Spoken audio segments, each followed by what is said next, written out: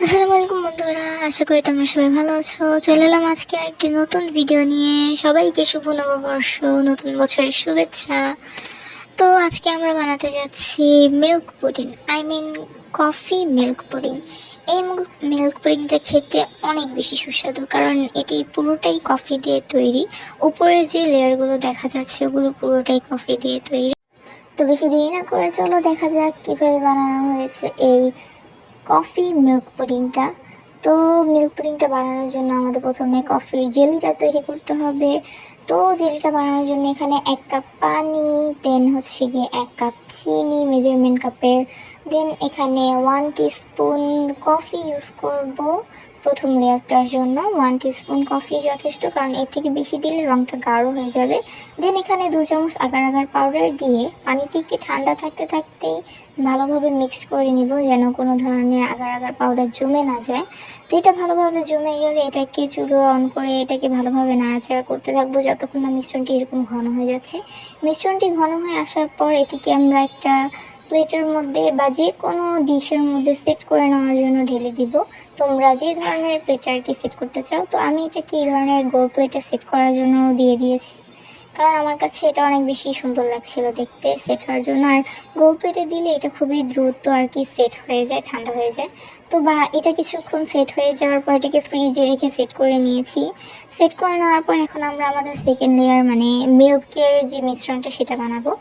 তো এখানে আমরা সেই একই প্যানের মধ্যে হচ্ছে গিয়ে প্যানটাকে ধুয়ে এর মধ্যে 2 কাপ পানি নিয়ে 1 কাপ চিনি দিয়ে দিয়েছি। আমি আবার এই ধরনের মানে সুইট ডেজার্টের চিনিটা কম খাই। তো এখানে আমরা 1 কাপ আর তারপরে আরও হাফ কাপ দুধ, মানে 1.5 কাপের মতো দুধ দিয়ে এর মধ্যে 2 চামচ আগার আগার পাউডার মিক্সড করে এটাকে ভালোভাবে মিক্সড করে দিব চামচ দিয়ে নাড়াচাড়া দিয়ে। তো চলো এর মধ্যে আমরা দেখে আসি আমাদের কফির জেলিটার কি অবস্থা। তো এই দেখো কফির জেলিটিকে আমি এভাবে প্রথম লেয়ারটা পিস পিস করে কেটে নিয়েছি। তো যে মোল্ডে আমি সেট করব ওই মোল্ডে ঘি মাখিয়ে দিয়ে আমি জেলিগুলোকে ঢেলে দিলাম। এরপরে আমি আমাদের মিল্কের মিশ্রণটাকে রেডি করছি। তো মিল্কের মিশ্রণটাকে রেডি করতে এইটাকেও এইভাবে ভালোভাবে রেডি করতে হবে নাড়াচাড়া দিয়ে। নাড়তে নাড়তে যখন এটা টেক্সচারটা একটু ঘন হয়ে আসবে তখন এটাকে আমরা যে চামচটা দিয়ে নাড়ছিলাম সেই চামচটার সাহায্যে আস্তে আস্তে জেলিগুলোর মধ্যে ঢেলে দিব। তো জেলিগুলোর মধ্যে আস্তে আস্তে ঢেলে দেওয়ার পর এটাকে হচ্ছে গিয়ে আমরা প্রায় 10 মিনিটের মতন বাহিরে সেট হতে দিব।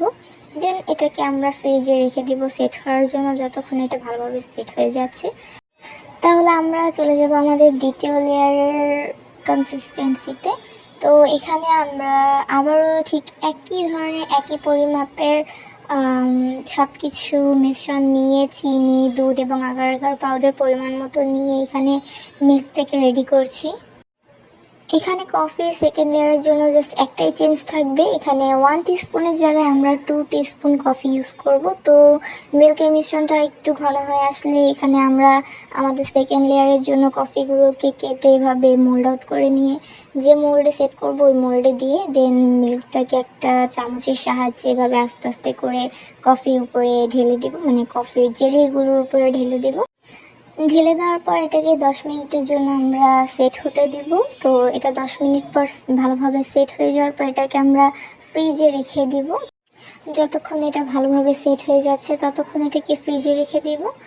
তো ফ্রিজ থেকে বের করার পর আমি এটার মোল্ড আউটের একটা ভিডিও নেওয়ার কথা ছিল, সেটা নিতে পারিনি। তো আমি তারপর আপনাদেরকে দেখিয়ে দিচ্ছি যে পুডিংয়ের টেক্সচারটা কত সুন্দর হয়েছে এবং কতটা সুস্বাদু লাগছে দেখতে।